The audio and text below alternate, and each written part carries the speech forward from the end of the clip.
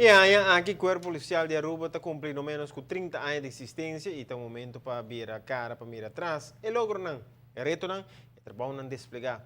Mas com o Corpo MES, tem um grupo de polícia que a comissão 30 anos passada também tem o Corpo e está o grupo novo que a carga da organização policial por o tempo é tentando status novo para nosso país. O grupo a topa recentemente na clube de polícia para acordar a transcorrer.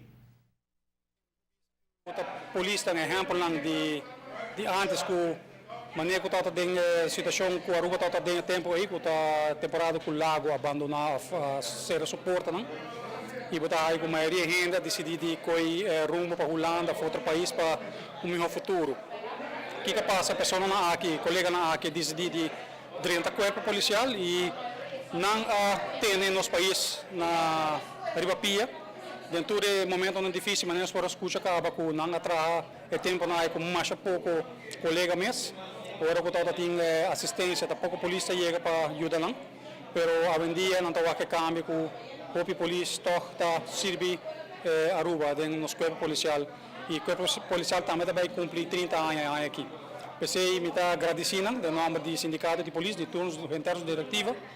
E também nós estamos apreciando mais e muito contente que ainda não tem e para exemplo lá com nós Sirve Aruba nós estamos over e também passei over na nosso futuro colega não.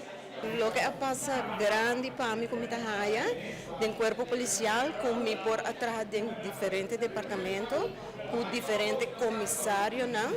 Com a donami hope conhecimento, com agora que nós está usando de meu trabalho atual.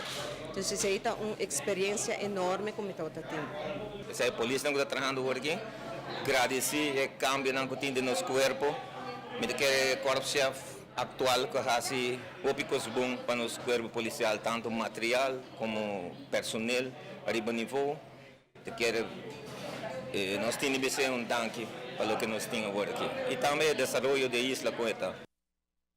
Palavra de papienta by natura polícia e personal administrativo que cumpre 30 anos servindo nosso país.